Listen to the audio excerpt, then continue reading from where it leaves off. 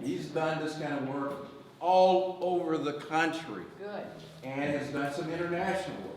good. Scott has a background in chemistry and economics. He graduated from Baylor University. He has a master's degree, an MBA from Harvard. Wonderful. So he comes really prepared and qualified to share with us this morning. And so I'm not going to take up any more space. So Scott, you got the floor.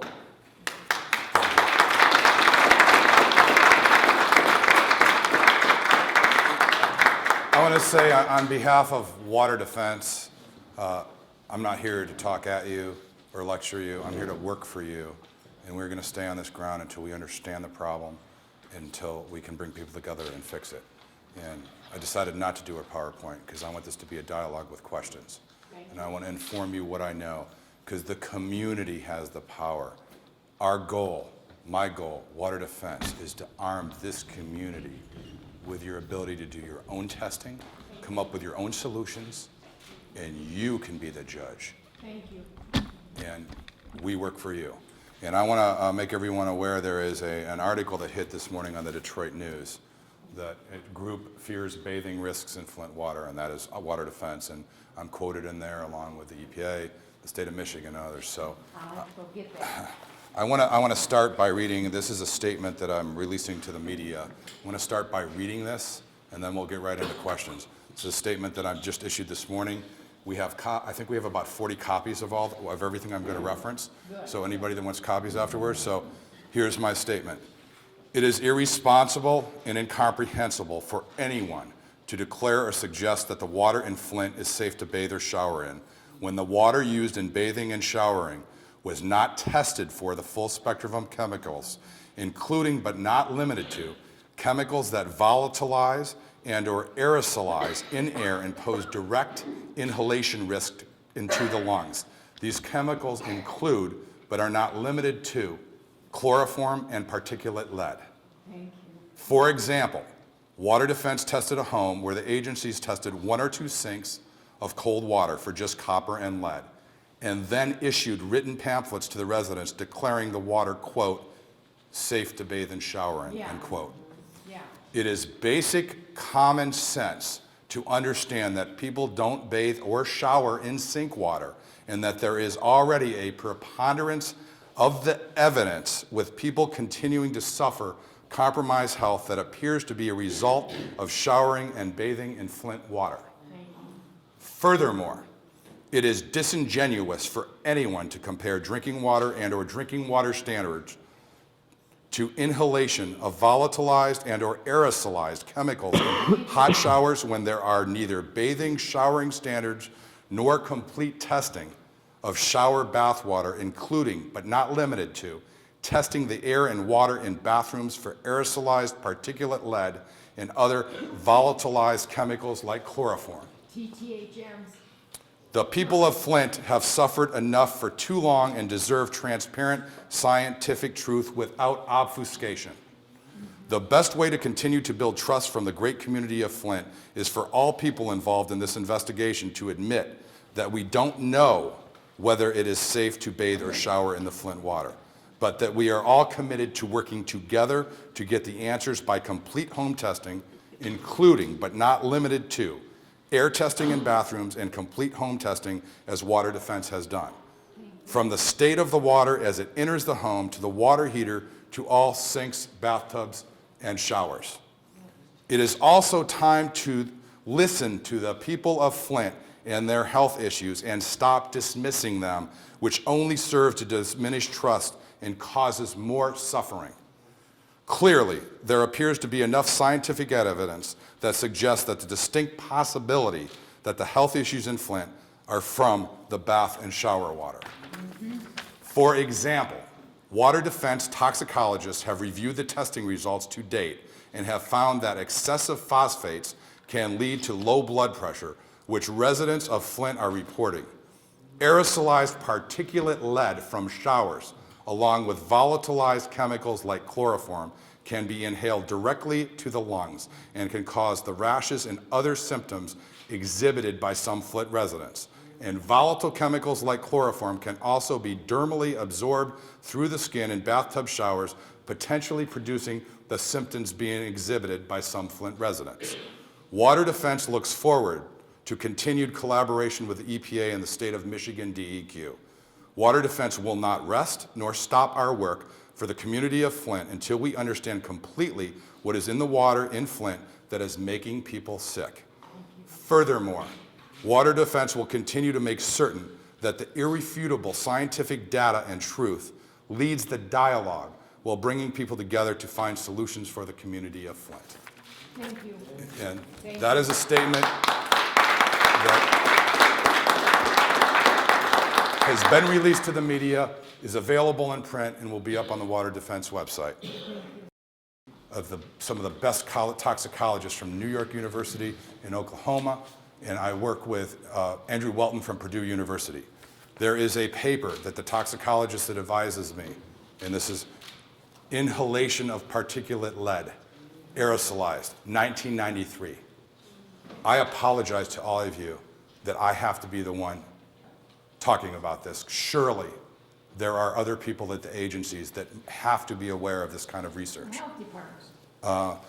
And also, this is Andrew Welton. This just got published. He's been in many disasters. He's a plumbing and pipe expert. I cannot wait to, we are collaborating very closely with the Plumbers Union. I cannot wait to go through this with them. And the statements about flushing yesterday issued by the state, everyone needs to understand what has happened Glendive, Montana, in South Carolina. When you flush and open up all your pipes, people got really sick in those other areas from compromised plumbing, from volatilized chemicals going into the air. State that needs to be addressed. And again, this comes from a place of admitting what we don't know. I will always tell you what I don't know, and I will do everything in my power to get the scientific data to let you know. And I want everybody to sincerely know that we are not afraid to say we don't know, because we want to maintain and build trust and credibility with the community of Flint. That is our #1 priority, and arm you to take matters into your own hands on testing and make the appropriate demands through education. So no one will ever be able to pull the wool over this community eyes again. And I also want to say we're focused on a positive outcome. I want to be very clear, because there are those that accuse me and Water Defense of trying to scare people. That's not what we do. Right. In all my disasters, I want to tell you, it's very humbling on me and motivating. I have never seen people come across all walks of life, all racial lines, all diversity of politics and belief. This community is a model example. I am going to be on the radio Monday on the Tom Sumner program, and the Lieutenant Governor is coming in after me. I want to make it clear, I'm going to do everything in my power. Flint is a model example to lead the rest of the country. There's nothing for Flint to be ashamed for. I've never seen a community so united, and I'm so humbled, and I can't thank you enough for motivating me to keep doing what I'm doing. The Plumbers Union is a heroes. If I didn't meet Ben Ranger and Harold Harrington, I wouldn't be able to serve this community. When I first got here on January 29th, I was scared to turn off a pilot light and open a valve on a water heater. I go in disasters, I face guns behind fences, I jump behind fences. This is not an oil spill, but I was petrified that I was going to blow up a water heater or cause a leak. So thank them for educating me and pointing me in the right direction, and it's been a real honor to work with them. And I want to be clear, we're here for solutions, and Flint is a model example. And I've been here, this is now my 5th weekend in the last 9 weekends. Luigi's better pizza than any place in the East Coast. And I'm going to talk about that on the radio. I think companies should come here and employ the great people and build up. What if this becomes an example? Because there's probably a couple hundred other cities. Flint has a chance to be an example in the world headquarters by working together. I also want to say Global Treatment Solutions, a Genesee County company, we have 2 of their representatives. We were asked to independently evaluate their filters. And on a pilot prototype basis, we have seen their shower filters remove 36 parts per billion of lead from a shower to non-detect. We've seen a whole home system remove over 80% of the volatiles. Wow. Now, this is ongoing work, but this is part of what I see this as a positive. And I want to tell this story, as does Mark Ruffalo, as does Water Defense, that Flint is a positive. Everyone should be proud. This is about the community leading it. And just maybe all these other experts in the EPA and your own agencies are going to learn from you. Get on board. So I think I want to be very clear that people understand this. that I am here to support the community of Flint, and this is positive. We don't talk about problems unless we can find a solution. And before we open up, Albert Einstein, I keep saying this over and over again, he said, 90% of solving a problem is diagnosing it. Well, I think we know there's a preponderance of people getting sick in bathtubs and showers. It is an insult to you to say, well, we don't know, it's safe to shower and bathe. Well, and then you can't solve the problem until you diagnose it. And we're gonna work together to solve this problem. And nothing is a better story than solving a problem with a local Genesee County company and creating jobs on top of it while we cure this crisis. So with that being said, any questions? Yes. Mr. Scott, I just wanted to say to you that, they have set up and told us from the get-go to boil the water because of the E. coli. I myself, I don't know if you've heard, but I have lung cancer. I have nodes in the bottom of my lungs from breathing in a humidifier from 2014 and 2015. I have diverticulitis in my guts, and I have hydrocortisone cream that I keep using because of the rashes. I have handfuls of hair that I have completely lost. I'm out in Mount Morris taking showers now because I'm horrified. That's awful, and we will do anything we can to help. And what was your lead tested in your home? It was, and it came. The EPA came out and they said that I have copper lines from the road, but yet the Virginia Tech, the last water test they did on my house was at a 3.2. What was the highest lead in your house? I'm not sure, because I just got to where I was throwing this stuff away because I was just, listen, they got me on an anxiety pill now because I'm on high blood pressure. It's just enough to make you just fall over. I'd like to get your address and see, but we're going to start, Water Defense is doing it. In an ideal world, we'd have funds and do every 40,000 homes, and I'd be here every week. We're going to do air testing tomorrow. No air testing has been done for these aerosolized or volatilized my chemicals. hot water tank, the heating element has been eaten up, and I seen that somebody was kind enough to gift some hot water tanks to Flint, but listen, I'm at the high end of poverty level. I came out of the General Motors, so I don't qualify for nothing. But if I had money, I would leave Flint. So where's that leave me? You see, I got fresh deserve the fruits and truth. You vegetables deserve the truth, and you deserve immediate remedies to help your health. Thank you. What you don't deserve is being told that this is not coming from bath water, shower water. Right. Thank you. Yes. Yeah, I was just wondering, all this testing that you're going to go around collecting, are you going to make that all publicly available? Everything we do, we make publicly available, and that's a great question. The EPA testing results are still preliminary from January. Right. We turn around testing in 3 to 5 days and released our full reports. Great. Yes, in the back. I'm Colette Metcalf. I just met with the EPA concerning my complaint number, and I was approached about what could they do to win our trust back. And yeah, I know, right? I'm sorry, guys. Yeah, that's how I felt too. But what I proposed was that we had a board with citizens and independent people to study, because you so far, thank you again for studying the Flint River. As far as I know, there's been no study since '07. I told them about the hot water heaters, that type of thing.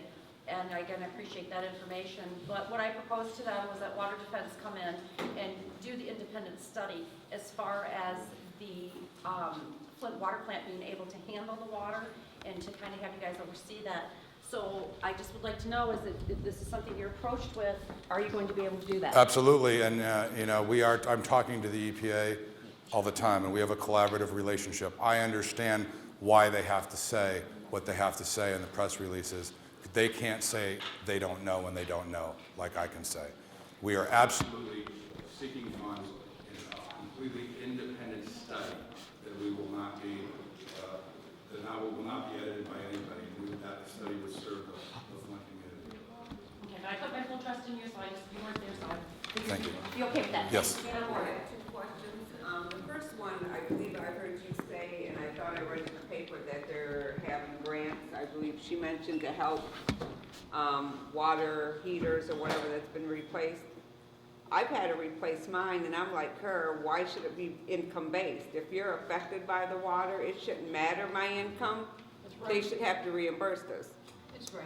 Second question, I read in the paper that they replaced the lines to a person's house, and they already had lead coming from the house out, and they still showed signs of lead in the water. So if the water's coming from all the same place, how is it some places have lead and others don't? Okay, two-part question. First of all, you know, if I had any say or pull with the government, this is just like any other disaster with a responsible party. Irrespective of income, your water heater should be replaced. You should be given access to toxicologists that are the best in the country, and you should have unlimited testing and the best available filters available at no charge. And what the second part of your question was? Was how is it some homes they say have lead and others Well, don't? that has to do with what I've been saying since March 10th about particulate lead. The orthophosphate compound is not going to work with particulate lead. A statement came out yesterday from the EPA, from the state of Michigan, that talked about particulate lead being an ongoing problem. And that's the particulate lead that's the lead that when you're in the shower can aerosolize and go right into your lungs. Right.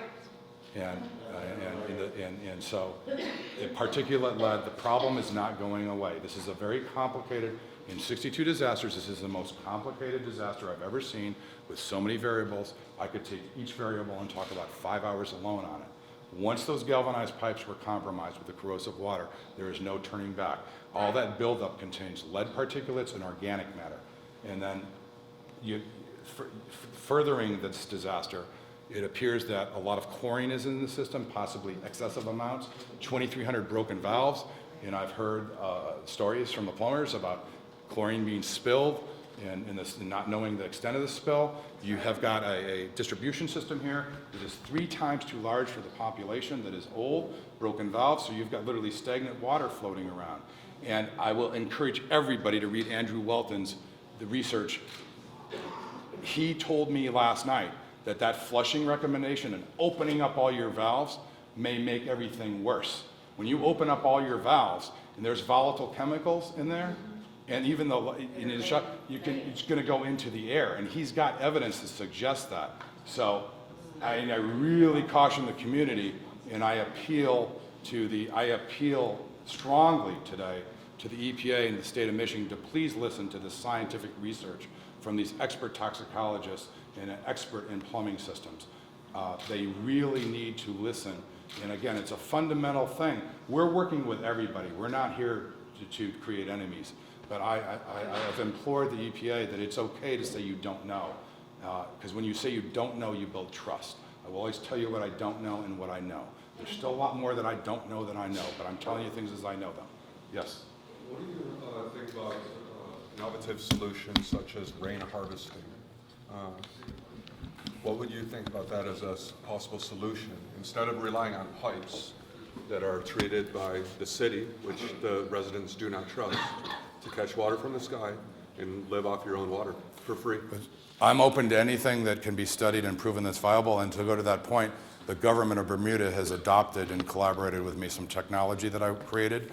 In Bermuda, rain harvesting, they don't have piping. You know, 2 weeks ago there was a council meeting, and they proposed a $140 million loan for the city, possibly forgivable, they could not say how much, and it would replace the piping over a 5-year period of time. This comes at a cost of $3,500 if there's 40,000 residents.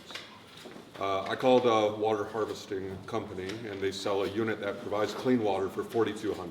They said they would give a 40% discount, bringing it to $2,500, meaning then there's $1,000 left for employing people here in Flint to install these, and then they have free water for the rest of their life. I am all for any and all solutions like that, and that's why I say arming the community to work with everybody to understand the diagnosis and create solutions.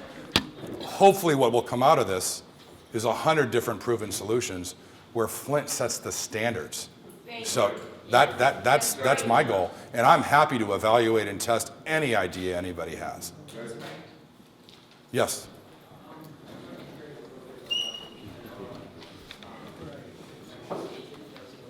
So I'm having trouble hearing you, sorry. Of the Legionnaires' disease, is that possibly due to the aerosol? I don't know Legionnaires, and I am seeking counsel. Scott, could you repeat the question? Yeah, the Legionnaire, you're hearing stories about the Legionnaire's disease, and I think your question is that related to the lead? I honestly don't know. It appears that it's not, but I really don't know, and I'm seeking counsel from toxicologists looking at it. In the Legionnaire's situation, you know, and you'll see in some of the research papers from these scientists, microcystins, probably need to start testing for microcystins and some of the other contamination that can lead to Legionnaires and other problems. But I have a question. Low blood pressure, are those, I've seen repeated symptoms of low blood pressure. I think our toxicologists figured out that the excessive phosphorus that's been dumped in the system that obviously is not coating the pipes has had an unintended consequence of potentially causing low blood pressure. I've heard from a multitude of people with serious low blood pressure, and those details are in there, and I encourage you to go to seek medical help immediately and raise that with your doctor, and you're free to reach out to the toxicologist we work with. Yes? What is being done to prevent the lead from entering our waterways? My understanding is that in our homes, it goes to the wastewater treatment plant, that they cannot be treated out, the lead, so then it gets dumped into our streams and then eventually lakes. You know anything about that? I don't. I don't. And then, you know, there's still a lot more we have to learn about this. Yes? I can answer that. The EPA has met with them, and they are supposed to have, they have testing that happens as the water's put out. But guess what? Lead and copper's not on that list. So the answer is it's going into the Flint River and on down the line and back up to the bay. I was told by our drain commissioner that the wastewater treatment plant cannot filter out the lead. That's right. Correct. So, you know, we're doing a great job on recycling or whatever, disposing of the filters properly, but, you know. That's a very valid concern. Again, this is so complicated. Every concern is valid. Everyone needs to be listened to, and we need to try to find answers when we don't know things. Yes? Scott, she was okay. next. Sorry. The DEQ has been testing my house, and I was wondering, lately my levels of lead have went up. Is it because of them removing and putting in the new pipes, or how is my Most levels? likely that's particulate lead, and I would like to meet with you. I'd like to come test your house tomorrow, if Okay, 'cause you're my okay levels with are that. going higher. They was at 3 and they're at Well, 9. that's now. what you're seeing with the particulate lead moving around the system. Okay. And the, you know, and we can look into that.